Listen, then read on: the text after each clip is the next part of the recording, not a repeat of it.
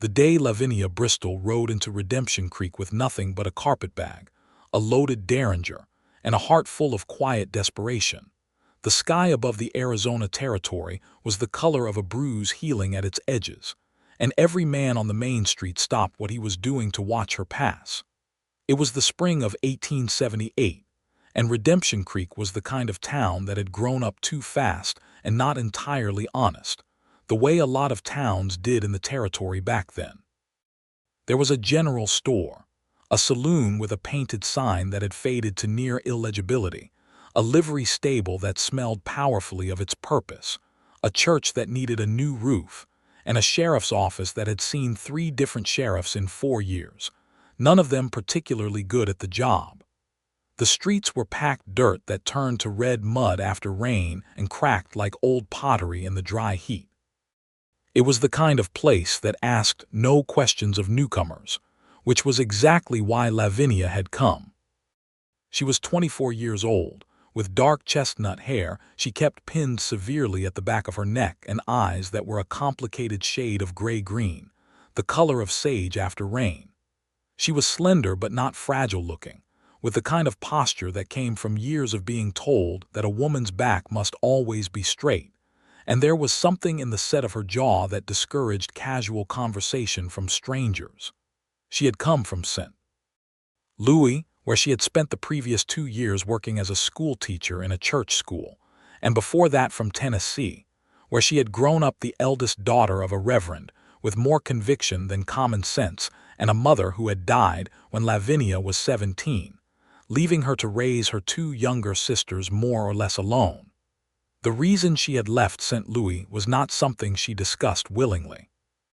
It involved a man named Gerald Prentice, who had asked her to marry him with considerable eloquence, and who had turned out, over the course of 8 months of engagement, to have a wife already living in Kansas City.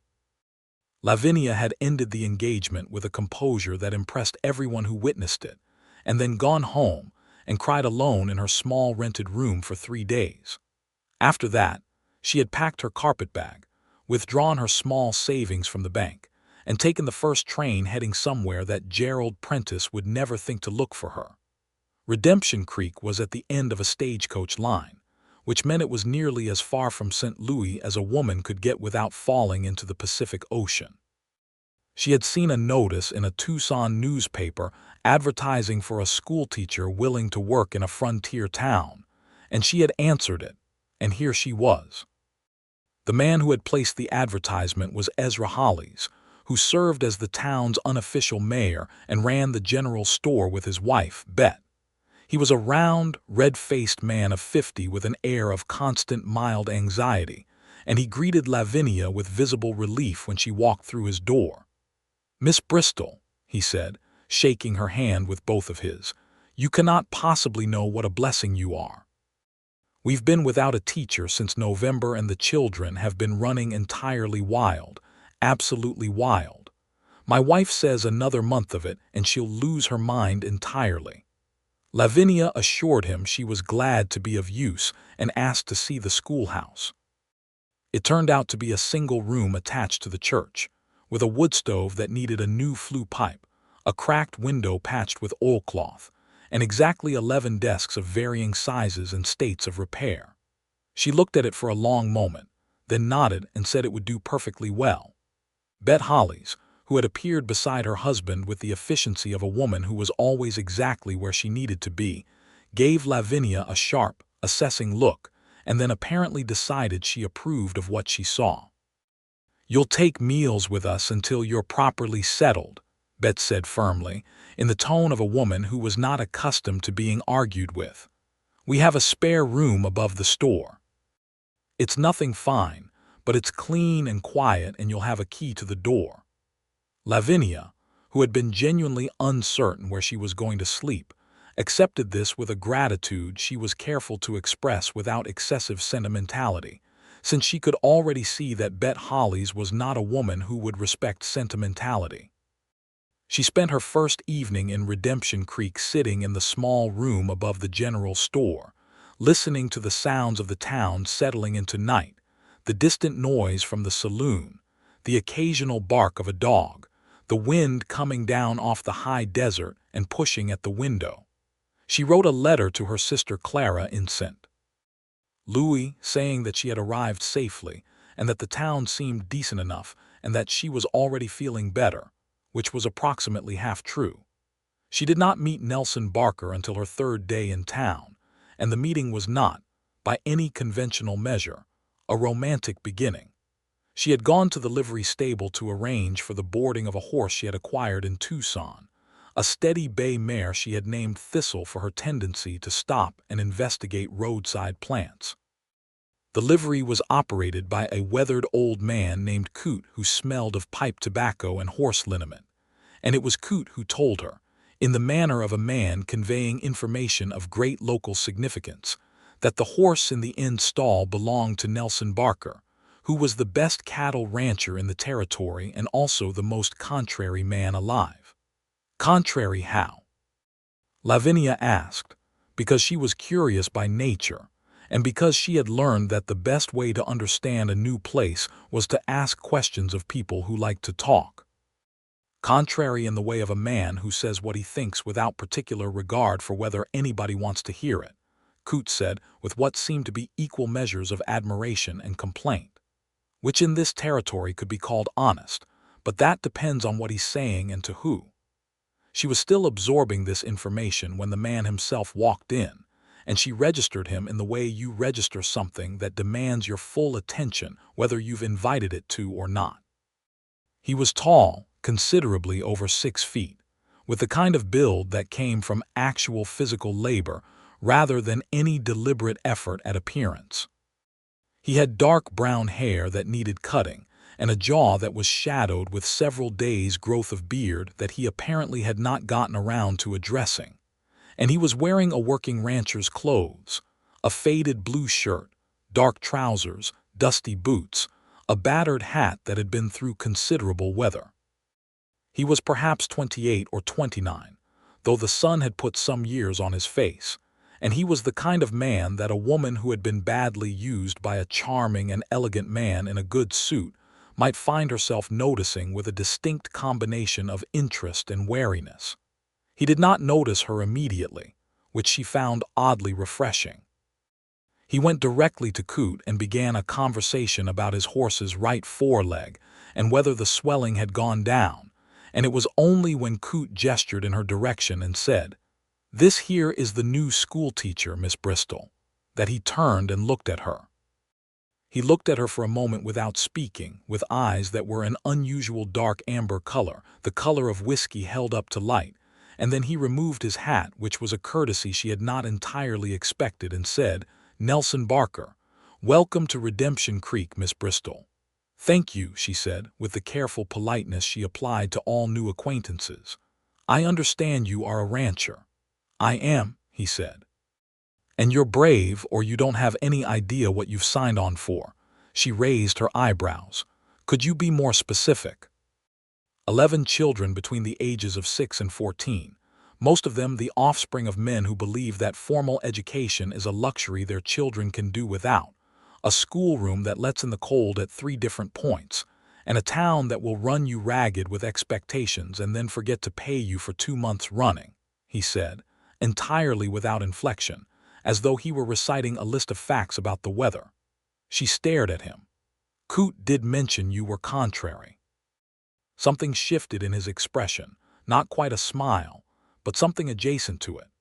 "Coot talks too much," he said. Then he put his hat back on and went back to discussing his horse's foreleg with Coot, and Lavinia finished her arrangement for Thistle's boarding and left the livery with the distinct feeling that she had just met someone who was going to be either a significant irritant or something more complicated than that, and she was not at all sure which. She opened the school 2 days later, and discovered that Nelson Barker had been precisely accurate about most of what he had said. 11 children, ranging from a solemn 6-year-old named Alice Morrow, whose pigtails were always perfectly even, to a 14-year-old boy named Thomas Purcell, who sat in the back row and regarded her with the profound skepticism of someone who had already decided that formal learning was beneath him. The schoolroom was cold in the mornings until the wood stove got going properly, and in the afternoons it was stifling because there was only one window that could actually be opened. The parents were, on the whole, exactly as Nelson had described, people who were working too hard to survive in a difficult land to think very much about the classical education of their children, and who needed considerable persuasion about the importance of regular attendance. But Lavinia had grown up teaching her younger sisters in a Tennessee farmhouse with almost no books and no resources, and she had an instinctive understanding of how to make learning feel like something other than punishment. Within a week, she had Thomas Purcell genuinely engaged in a discussion about the history of the Apache territory they were all living in, because she had discovered that he was fiercely curious about the land and its people even if he disdained arithmetic. She had little Alice Morrow reading her first full sentences with an expression of such pure joy that it made something tight and sad in Lavinia's chest loosen slightly. She threw herself into the work with the focused energy of a woman who was very deliberately not thinking about certain things, which was an approach she found effective in the short term and exhausting in the long term. She saw Nelson Barker approximately once a week during those first weeks, always briefly and always in passing, at the general store or at the livery or occasionally in the road when she was walking to church, and he was riding out to his ranch, which sat about 4 miles east of town on land that, she gathered from Bet Hollies who knew everything about everyone, had been almost entirely built up by Nelson himself over the course of 6 years. He had come to Arizona from Texas at the age of 22 with $30 and a horse, and had worked for wages on other men's spreads for 2 years before buying his first piece of land. And now, he ran a respectable herd of cattle and employed 3 men year-round. Each time she saw him, he said something direct and factual that was either useful or mildly aggravating, and she responded with equal directness, and they went their separate ways, and she thought about it afterward for longer than was probably warranted. The event that shifted the terms of their acquaintance happened on a Saturday in late April, about 6 weeks after Lavinia's arrival. She had ridden Thistle out along the creek that gave the town its name, which wound through a narrow canyon about 2 miles east of town and was genuinely beautiful in the spring, with cottonwood trees going green and the red canyon walls reflected in the water. She had brought a book and a canteen and was enjoying the absolute privacy of being somewhere that no one needed anything from her, which was a kind of luxury she permitted herself rarely. She had been there perhaps an hour when she heard hoofbeats and looked up to see Nelson Barker riding along the canyon trail toward her. He pulled up when he saw her, with an expression that suggested he was as surprised to find her there as she was to see him. "Miss Bristol," he said. "Mr. Barker," she said. There was a pause in which she prepared herself for him to ride on, which would have been perfectly reasonable and also, she admitted to herself, slightly disappointing. Instead, he dismounted, looped his horse's reins around a cottonwood branch and sat down on the rock ledge several feet from where she was sitting, pulled his hat low against the afternoon light and said nothing. She looked at him. "Did you want something?" "I ride this way most Saturdays," he said. "My ranch is just up the canyon." "I see." "Should I leave?" He looked at her with those amber eyes. "I didn't say that." She went back to her book. He sat with his back against the canyon wall and looked at the creek, and for a while there was no sound but the water and the wind and the occasional sound of one of their horses shifting its weight. It was, Lavinia realized after a while, not an uncomfortable silence. It was the kind of silence that could exist between people who were not performing for each other, and that was rarer than it had any right to be. After perhaps 20 minutes he said, without preamble, "What are you reading?" She held up the cover. It was a copy of Mary Shelley's Frankenstein, somewhat battered. He looked at it, not what I'd have expected a schoolteacher to be reading on her afternoon off. "What would you have expected?" He thought about it with visible sincerity, which she was already beginning to recognize as one of his more notable characteristics. "Something improving," he said finally. "Something about the proper moral development of children or the history of classical civilization." I teach those things all week, she said. On my afternoon off, I prefer something with actual drama in it. He almost smiled. She was beginning to catalog those almost smiles, the slight relaxation of the line of his mouth, the brief shift in his eyes. Fair enough, he said. She went back to her book.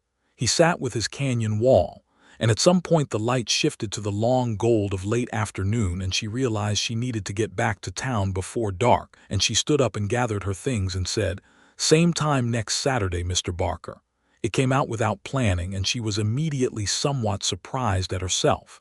He looked up at her. "Most likely," he said. He was there the following Saturday, and the one after that. It became a thing they did, without any formal discussion or agreement, the way some of the most significant arrangements in a person's life come about, through accumulation rather than decision. They sat in the canyon on Saturday afternoons and sometimes talked and sometimes didn't, and the silences became as much a part of the conversation as the words. She learned that he had grown up in West Texas with a father who had worked himself to death on land that never produced quite what it should, and that this had shaped everything in him: the determination to own something that was genuinely his, the reluctance to rely on anything that could be taken away, the particular loneliness of a man who had decided that wanting things from other people was a risk he could not always afford. She told him about Tennessee and St. Louis, about her sisters, about her mother, though not yet about Gerald Prentice, which was a story she kept in a closed room in herself that she had not yet decided to open. He listened the way not many people listened, without looking for an opportunity to interrupt, without composing his response while she was still talking. It was the most attention anyone had paid to her in a long time, and she found it both warming and slightly frightening, the way you might feel standing at the edge of something beautiful and dangerous. By June, she was aware, in the precise and honest way she tried to be aware of her own feelings, that she was falling in love with him, and she was aware simultaneously that she was terrified of this, and that she was not sure what to do with either fact. The complications arrived, as they usually do, from an external direction. His name was Frank Darrow, and he was one of 3 men who had been riding through the territory, buying up land and water rights with a combination of legal pressure and less legal methods, on behalf of a railroad syndicate that was looking to push a new line through the canyon.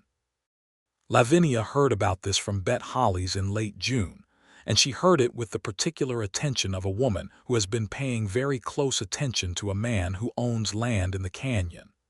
"They've already got the Morrow place," Bet told her, with the contained fury of a woman who believes in community and has watched too many communities get bought out from under themselves. Thomas Morrow didn't want to sell, but they told him his deed had a legal problem and that he'd spend more fighting it in court than the land was worth. I don't know if that was true or if they just told him it was true, but he signed and they paid him half of what the land was worth, and now the Morrows are moving to Tucson. Lavinia thought of Alice Morrow and her perfectly even pigtails and the way she had looked when she read her first full sentence, and felt a hot surge of anger on a very practical level. And then she thought of Nelson's land in the canyon and felt something colder and quieter. She told him about it the following Saturday in the canyon. He already knew, of course. He knew everything that happened in this territory as it related to land and water, with the instinct of a man whose survival depended on exactly that knowledge. "They've sent someone out to talk to me twice," he said. He was sitting on his usual rock and she was on hers, and the creek was running fast with summer water and the light was very clear and bright. "Man named Darrow, very pleasant manner, very careful language." "What did you tell him?" "That I wasn't interested in selling." "And?" He looked at the water. "He told me he respected that and hoped I'd reconsider, and then rode away being very pleasant about it, which means they'll be back." "Can they do to you what they did to Thomas Morrow? Find some legal problem with your deed?" "My deed is clean," he said, with the flatness of absolute certainty. I had it checked 3 times when I bought the land because I knew what this territory was like and I wasn't going to have it taken from me over a technicality. A pause. But there are other ways to pressure a man besides his deed. She looked at him. There was something in his face she hadn't seen before, not exactly fear, because she was beginning to believe that Nelson Barker processed danger differently than most people, more as a problem to be solved than a thing to be frightened of. But there was a tightness there, the tightness of a man who has spent 6 years building something and is now watching a threat approach it and calculating the distance. Without thinking about it, she reached out and put her hand over his where it rested on the rock between them. He went very still, and then he turned his hand over so his palm was against her palm, and they sat like that for a while without speaking, and it was the most honest thing that had happened between them yet. He rode her back to town that afternoon, because the shadows were getting long and he said the trail was uneven in the dark, which was true but also clearly not entirely the reason.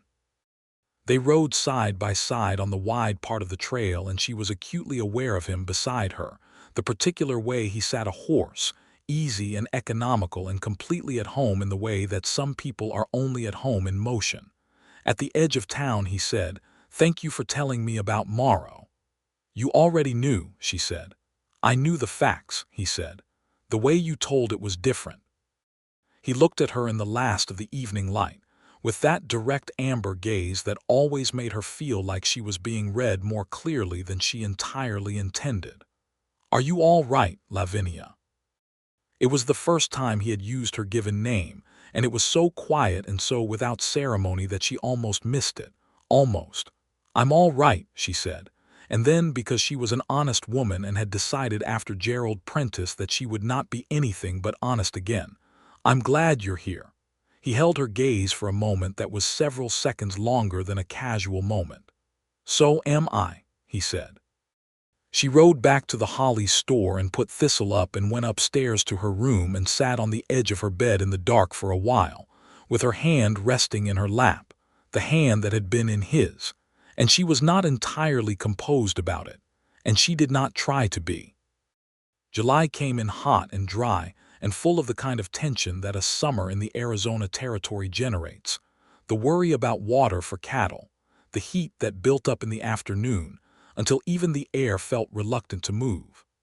Lavinia had no school in July, which meant she spent more of her time at the Holly store helping Bet with inventory and accounts, which was work she was good at and that Bet appreciated, and at the canyon on Saturdays with Nelson.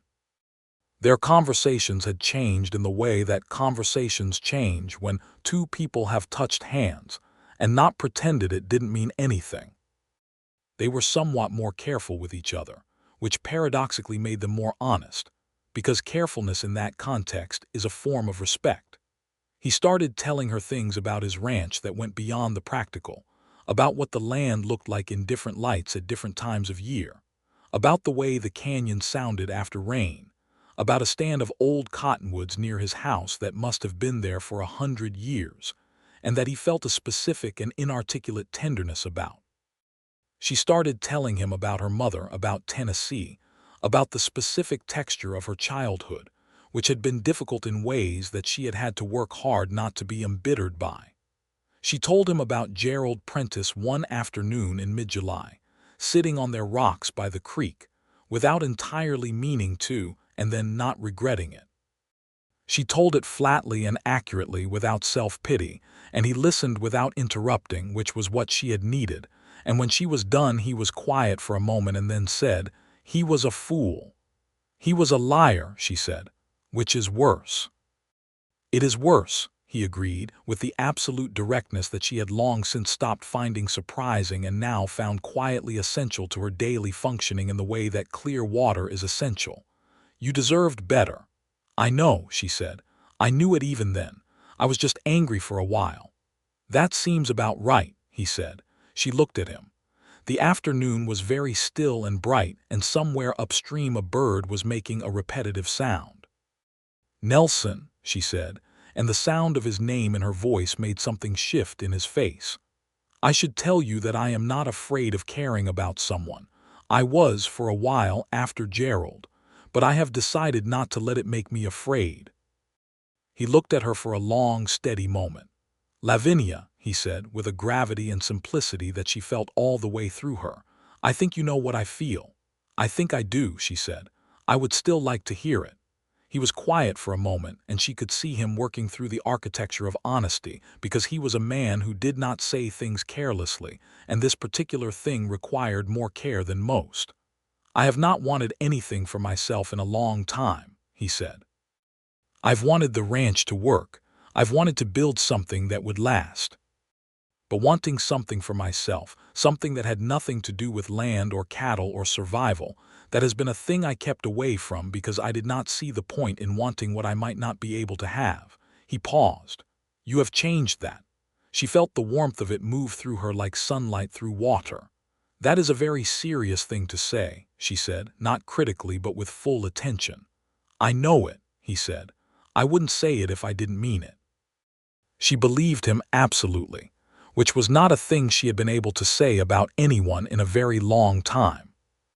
She reached out and took his hand again, and this time he held it immediately, without hesitation, and they sat like that for a long while with the creek running past them and the cottonwoods moving in the warm air, and it was one of those moments that lodges itself permanently in a person's memory, not because anything dramatic happened, but because everything in it was entirely true.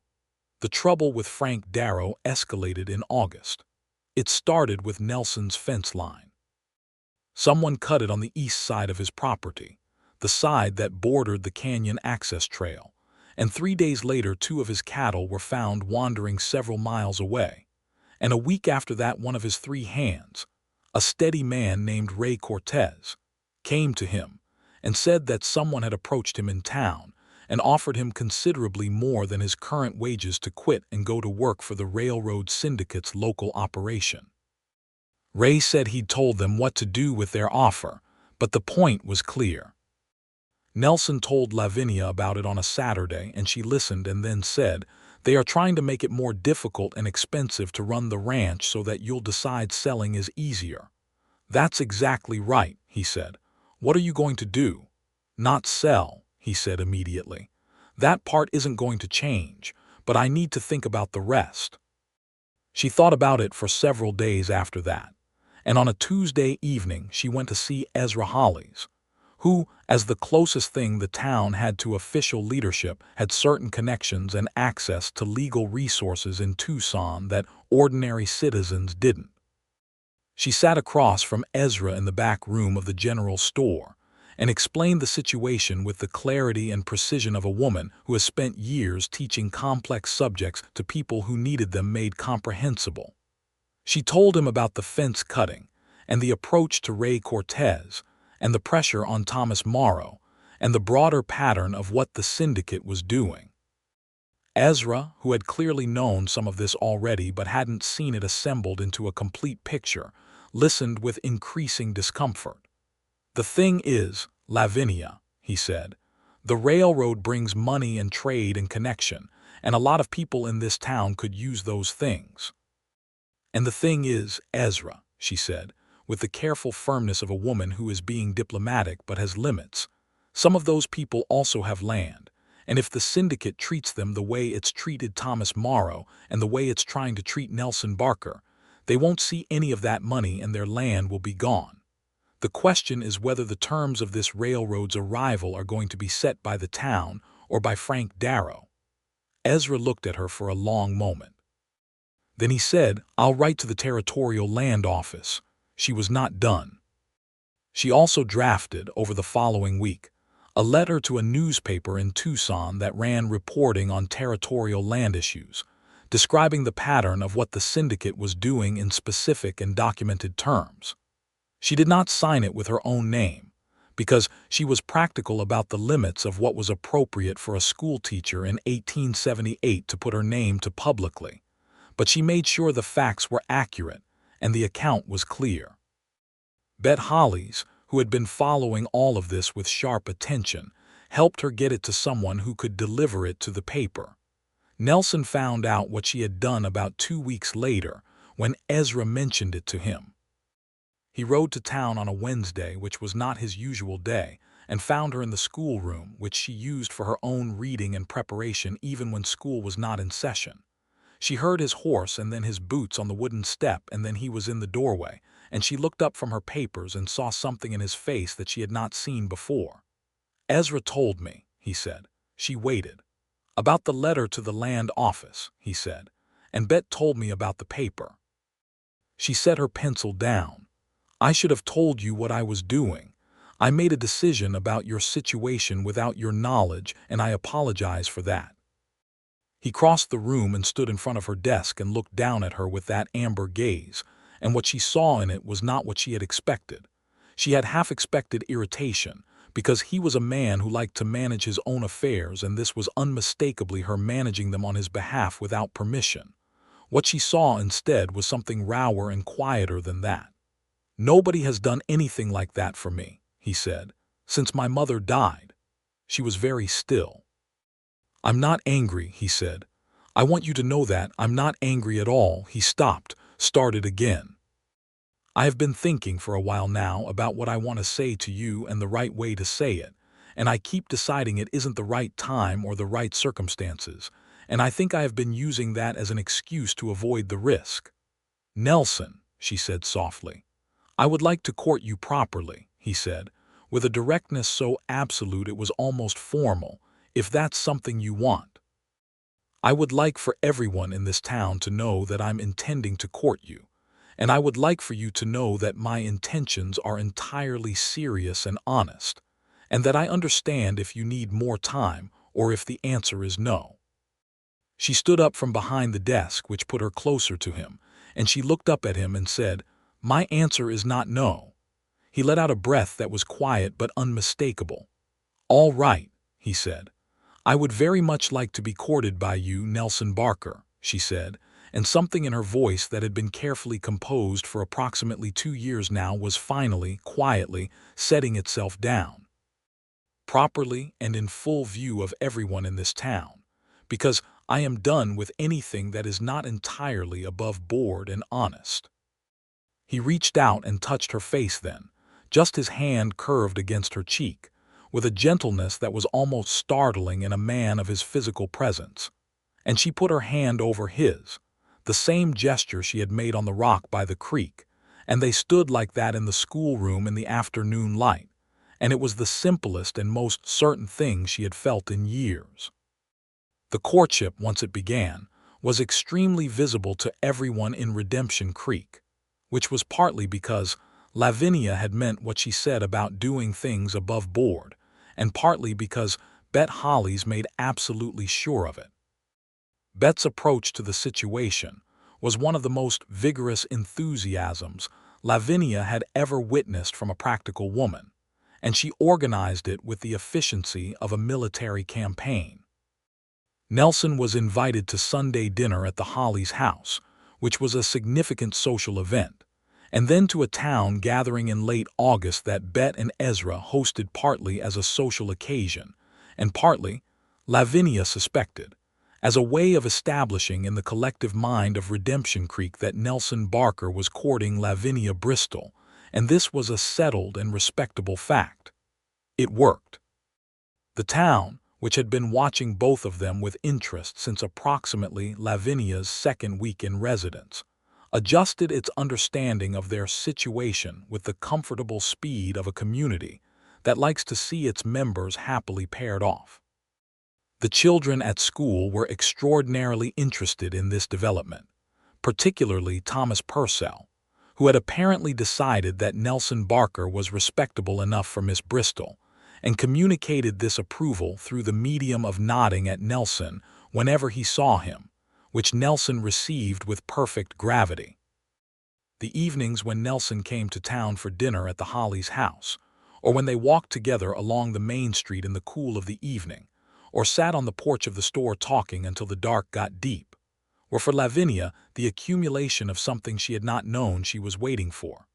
Not the romance of it, though that was present and real, but the specific texture of being with someone who was absolutely who they said they were, consistently and without performance. Gerald Prentice had been charming and attentive, and full of beautiful words, and all of it had been a fabrication.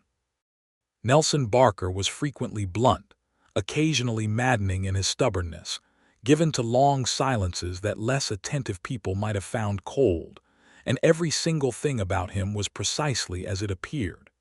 He brought her things from his ranch sometimes: a bunch of sage tied with a piece of string, a smooth stone from the creek with an interesting color, once a jar of honey from wild bees that he had found near the old cottonwoods.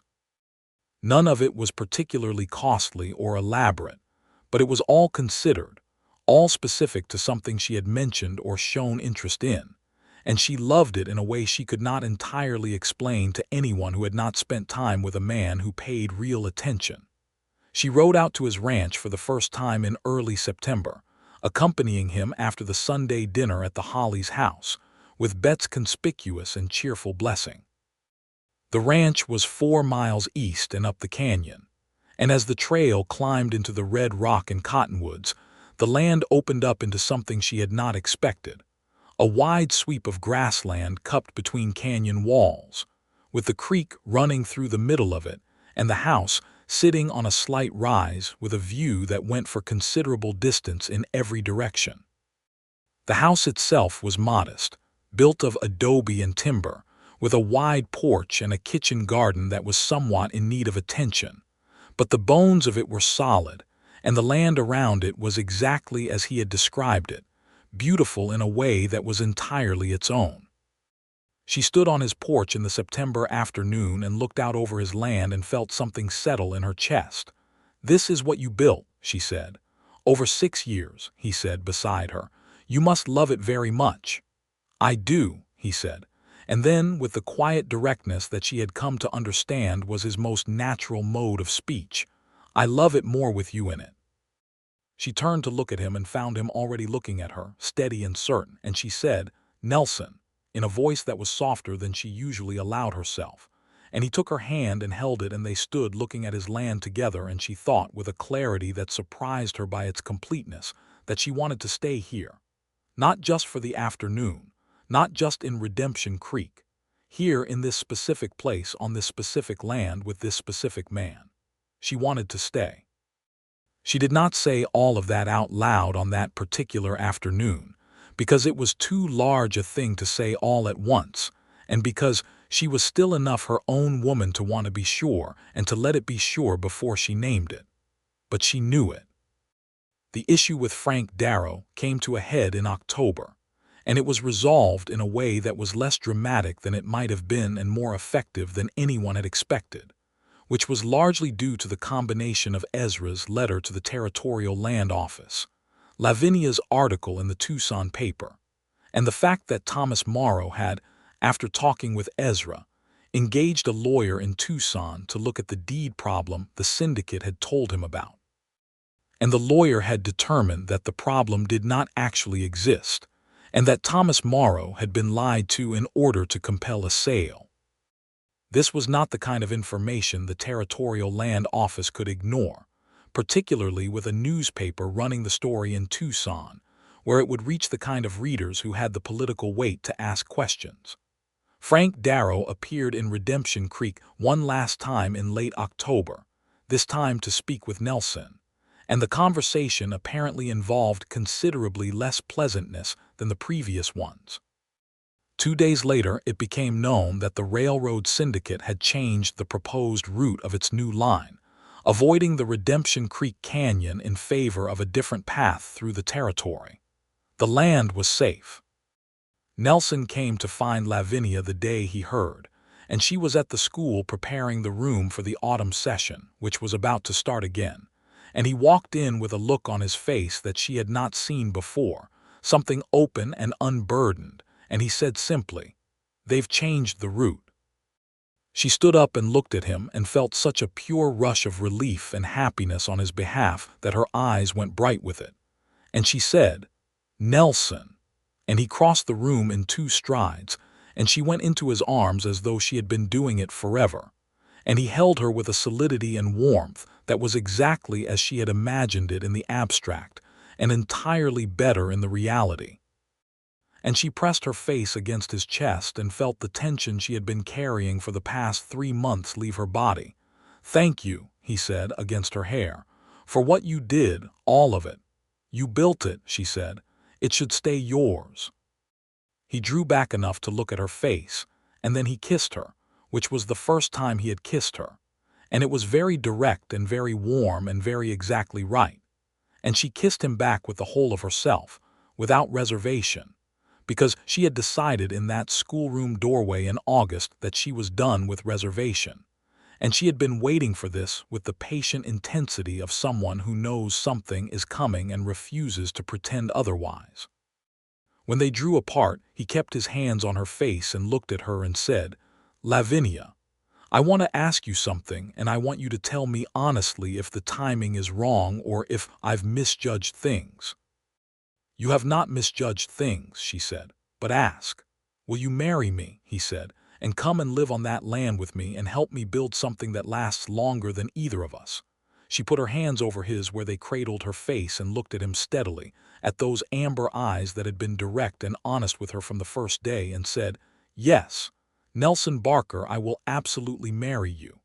He kissed her again, and it was even better the second time. They told Bet Hollies within the hour, which was perhaps not the most rational sequence of events, but seemed essential given that Bet had clearly been holding a great deal of energy about this situation for several months. Bet received the news with the air of someone who has been waiting for the obvious conclusion to present itself, and is deeply relieved it has finally arrived. And then she embraced Lavinia with a warmth that made Lavinia think of her mother in the best possible way, and she shook Nelson's hand with such vigor that he looked slightly startled. Ezra said, "Well, thank goodness," and went and found a bottle of something he'd been saving. They were married in December, in the church with the new roof that the town had collectively repaired over the summer, which Lavinia felt was a good omen, a building that had been fixed just in time. The preacher was a tall, spare man named Aldrich who conducted the ceremony with appropriate gravity and a warmth that made it feel like a blessing rather than a formality. Lavinia wore a dress of deep blue wool that Bet had helped her make, with her hair done up properly, and a small spray of dried desert flowers that Thomas Purcell's mother, a quiet woman named Hannah, had put together for her, and presented that morning with a shyness that touched Lavinia considerably. Nelson wore his best clothes, which were new and fit him well, and he stood at the front of the church looking at her as she walked toward him with an expression that she had been cataloging for months, and now finally had a name for: love, plain and steady as the man himself, without performance or pretense. Ray Cortez and Nelson's other two hands, a young man named Denny Walsh and an older Tohono O'odham man named Silverio Rios, who had worked the land with Nelson for 4 years and was one of the most quietly capable people Lavinia had ever met, were in the front row, and the children from school were scattered throughout the pews, and Bet and Ezra were in the second row. And the whole of Redemption Creek's 30-odd adults had packed themselves into a church that held approximately 40 people if they were friendly about it. She stood next to him and said the words, and he said the words back, and when he put the ring on her finger, a simple band of silver that he had had made by the jeweler in Tucson, it fit exactly right, which she chose to read as significant. That winter on the ranch was the most quietly contented period of her life to that point. The transition from the room above the Holly store to the adobe house on Nelson's land involved a certain amount of practical adjustment. The kitchen garden needed substantial work. The window in the bedroom had the same draft problem as the schoolhouse window and required the same ingenuity to fix. And she discovered that living with another person after years of living essentially alone meant a continuous process of accommodation and negotiation that required both patience and frankness. But Nelson's particular form of directness made the negotiation relatively straightforward, because there was very little guessing required about what either of them thought or needed, and they had developed over the months of their acquaintance a fundamental ease with each other that held them steady through the necessary adjustments. She continued teaching. She had told Nelson before they married that this was not something she was willing to give up, and he had said he had not expected her to give it up and would not have asked it of her, which was exactly what she needed to hear. She rode Thistle to town 3 days a week during the school year, and Nelson rode with her most mornings and came to fetch her in the evenings when he could, which was a thing that the children at school found enormously interesting. Thomas Purcell had by now entirely reversed his position on the value of education and was talking seriously about reading law someday, which Lavinia considered one of the more satisfying developments of her teaching life. Spring arrived again in the canyon, the cottonwoods going green a second time since her arrival, and she was sitting on the porch in the early evening watching the light change on the red canyon walls when Nelson came and sat beside her, and she said without preamble, "I think we may be expecting a child." He was quiet for a moment, and then he turned to look at her with an expression that was more transparent than she was accustomed to seeing on him, open and unguarded and very warm. "Are you certain?"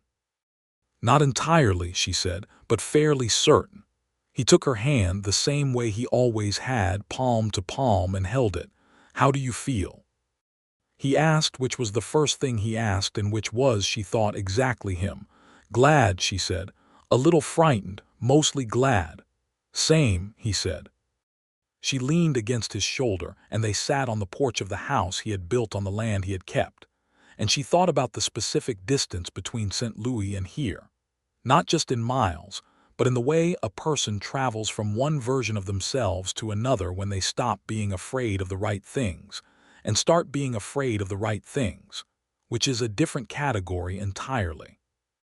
The child was born in November, a healthy boy they named James, after Nelson's father, with his father's coloring and his mother's stubbornness, which was evident even in his earliest weeks when he had opinions about his sleeping arrangements that he communicated with considerable force.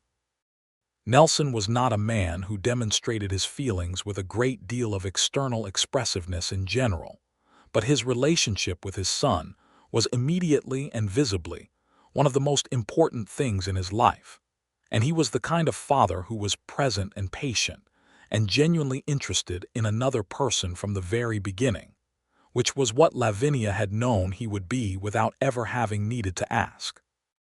Bet Hollies came and helped in the first weeks with the practical efficiency that characterized all of her assistants, and Silverio Rios's wife, a capable and warm-hearted woman named Esperanza, came regularly with food and advice, and Lavinia received both with the gratitude of someone who understood that building a life in a hard land required community in a way that you could not do alone. She had come to Redemption Creek without roots, a woman arriving from nowhere with a carpetbag and a derringer and a heart full of controlled grief, and she had been given roots here, in this land and with these people, and she did not take any of it lightly. 2 years after James was born, she had a daughter. They named her Ada, after Lavinia's mother, and she arrived in the world with a head of dark curly hair and a disposition that was notably sunnier than her brother's, or perhaps she simply had a better idea from the beginning of what she had arrived into. James, who was 2.5 and had been exclusively the center of considerable attention, was initially skeptical of this new development, and then gradually, over the course of several weeks, decided that Ada was interesting and that his role in relation to her was one of authority and protection, which he took extremely seriously, though he was only 2.5. The ranch grew.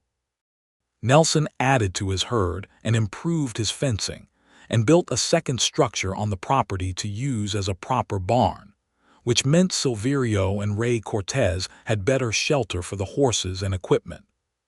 He and Lavinia together developed the kitchen garden into something genuinely productive, because she had a methodical mind for growing things, and he had the physical patience for the sustained work of it. And in the summer months they had more vegetables than they needed and gave the surplus to the Holly store and to families in town who were having thin seasons. There were hard times, as there always were in the territory. A drought in the summer of 1882 was difficult for the cattle and required real sacrifice and careful management to get through. And a fever that went through the town in the autumn of that year took old Coot from the livery, which grieved Lavinia more than she had expected, because he was one of the first people she had met here and had been, in his pipe-smoke-and horse liniment way, a genuine part of the texture of this place. She held the grief of that, and held the grief of a territory that was changing around them faster than it was comfortable to watch. The Apache people being pushed further and further from their ancestral land by a government policy that was brutal in its efficiency and indifferent to its injustice. Land and sovereignty, taken with the same combination of legal pressure and extra-legal force that Frank Darrow had tried to use on a small ranch in a canyon, except with the full weight of the federal government behind it. She talked about this with Nelson in the evenings, about the Apache families she had encountered, about Silverio's own experiences as a Tohono O'odham man navigating a territory where the governance treated his people as an inconvenience to be managed, about the way the land that had belonged to indigenous people for thousands of years was being described in the newspapers as empty and available and waiting to be made productive, as though it had not already been lived on and known and tended. Nelson listened and added his own observations, which were precise and specific because he was a man who dealt in what he actually witnessed rather than what he'd been told to think.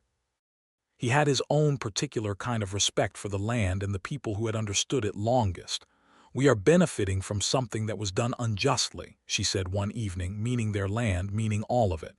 "That's a thing I think we have to know and not pretend is otherwise." "It is," he said. "Knowing it doesn't undo it, but it's better than not knowing it." "Yes," she said. "I think so too." Thomas Purcell did eventually go to study law. He left Redemption Creek for Tucson when he was 17, having received a small scholarship through the church school's connection to a mission institution, and he wrote Lavinia a letter from Tucson that was grammatically more or less impeccable and full of the particular wonder of someone encountering a larger world than they had imagined. She kept the letter in the small cedar box where she kept things she wanted to keep. She kept other things in it too: a letter from her sister Clara, a piece of her mother's ribbon, the Smooth Creek stone Nelson had given her, a small sketch that James had made of the ranch when he was 4, a pressed desert flower from the morning of her wedding. By 1884, Redemption Creek had grown enough that the church had a permanent pastor. There was a doctor who stayed through the winters, and the general store had expanded into a proper mercantile with a side business in the postal mail that came twice a week. The school had moved into its own building, separate from the church, with 2 rooms and adequate windows, and Lavinia had acquired an assistant teacher, a young woman named Dolores Vega, who was 20 years old and ambitious and quick, and whom Lavinia was actively mentoring toward the kind of independent professional life that Lavinia herself had had to find entirely without guidance. Lavinia was 31 by then, and she was deeply, specifically happy in a way that was different from the broad, unexamined contentment of someone who has never been seriously unhappy. It was happiness that had been purchased with honest cost and built with sustained effort and chosen with eyes fully open, and it was, for precisely those reasons, unusually solid. She still rode out to the canyon on Saturday afternoons when the season permitted, though now she and Nelson rode together, and sometimes they brought James, who had developed the same complicated relationship with horses that his father had, entirely comfortable in the saddle from almost before he could walk, and Ada, who at 2 was still more interested in being held, and in asking repeated questions about every visible object, but who already had opinions about which horse she preferred to be placed on. They sat on the rocks by the creek, the same rocks they had first sat on when they were something complicated and unresolved, and now what they were was utterly resolved and better for it. "Do you remember," she said one afternoon, "when you told me I was either brave or didn't know what I'd signed on for?" "First conversation we had," he said. He was watching James, who was downstream a bit throwing rocks at a target he had set up on a boulder. "It was possibly not the most conventional opening," she said. "You gave me as good as you got," he said, and now he smiled properly, the full version that she had eventually coaxed out of him and that she still found, after 6 years, thoroughly disarming. Something about Coot talking too much. "He did talk too much," she said fondly. "He really did," Nelson agreed. Ada, who was sitting between them with her small boots in the creek water, announced in the decisive tones she used for all communication that a fish had touched her foot, and the next several minutes were entirely occupied with the immediate drama of this event, which was enormous by Ada's accounting, and by James returning from his rock throwing to assess his sister's fish experience with the judicial seriousness of a 4-year-old, who is used to being the authority on most matters. And the afternoon passed in the way that the best afternoons pass, full of small, ordinary moments that are in fact the most important things. On their 7th anniversary, Nelson gave Lavinia something she had not expected, and that undid her completely in the best possible way. He had built, over the course of several months, a small addition to the house, a room with shelves lining 3 walls, proper shelves of good timber, with a south-facing window that let in the afternoon light. He had painted the shelves white and built a reading bench under the window with a cushion that Esperanza had helped him make. And on the shelves he had placed every book he had been able to find for her over the preceding 2 years, collected carefully from Tucson and from the mail-order catalog, and from every contact he had in the territory, 57 books in total, including a very fine edition of Frankenstein. She stood in the doorway of the room and looked at it and said absolutely nothing for a long moment, and then she turned around and buried her face against his chest and held on.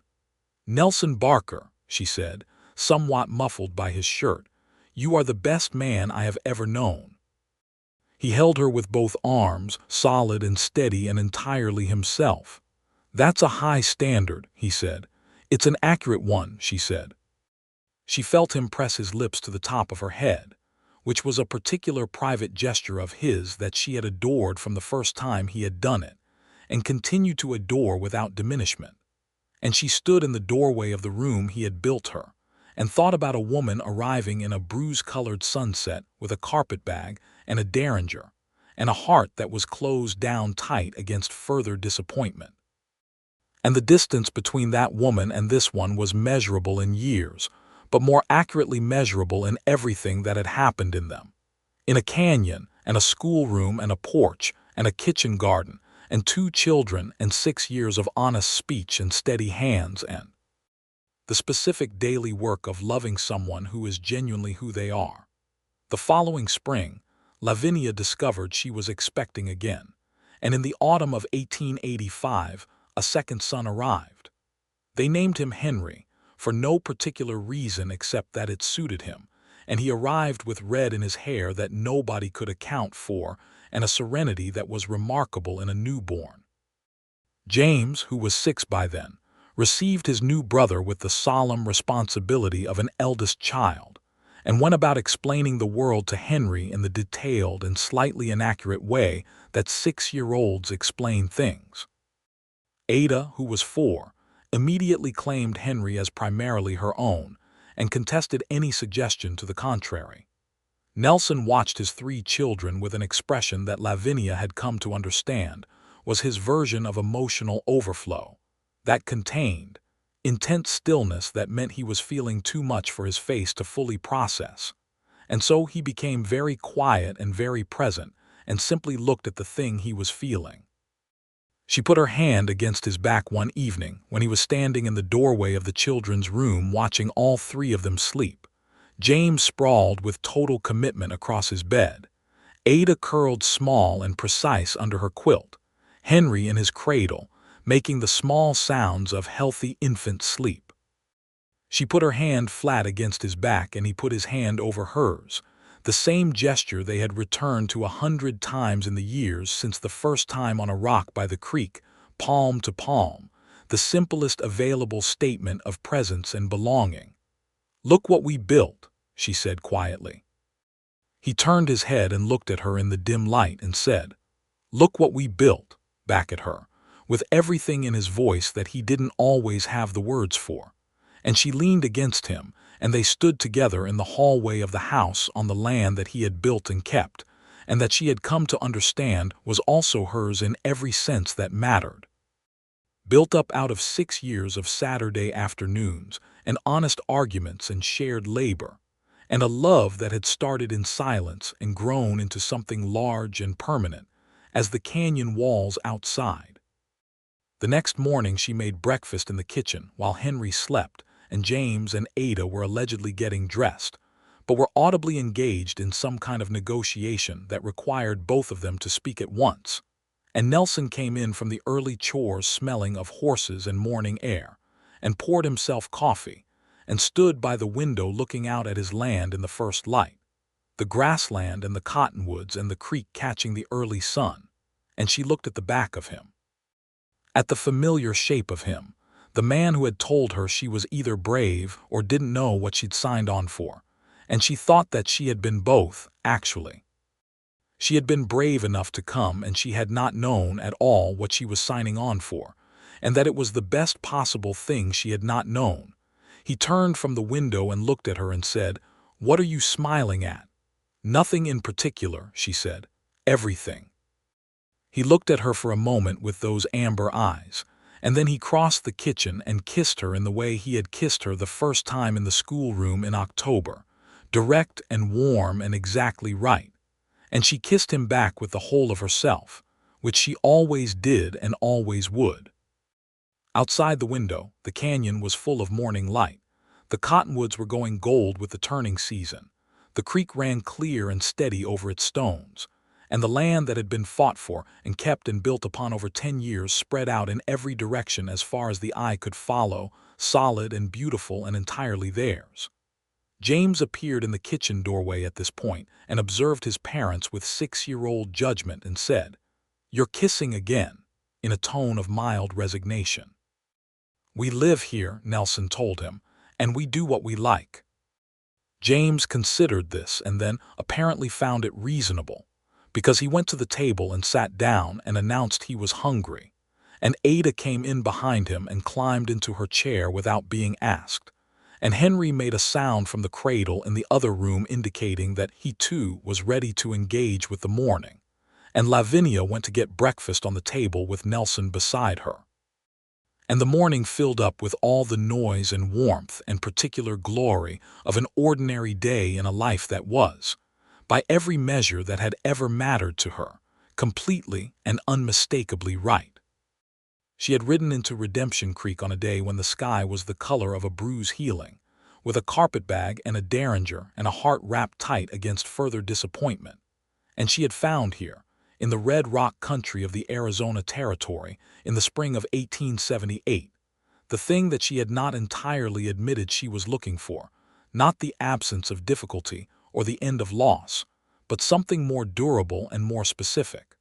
A man who told the truth without decoration. A land that asked something real of you and gave something real back. A life that was hers, made with her own hands and the hands of someone who had chosen her with absolute certainty, and every day confirmed that choice in the plainest possible language of presence and attention. The canyon ran on and the years went by, and the children grew, and Lavinia Bristol, who had become Lavinia Barker on a December morning in a church with a new roof, never for a single day of her remaining life wished herself anywhere else.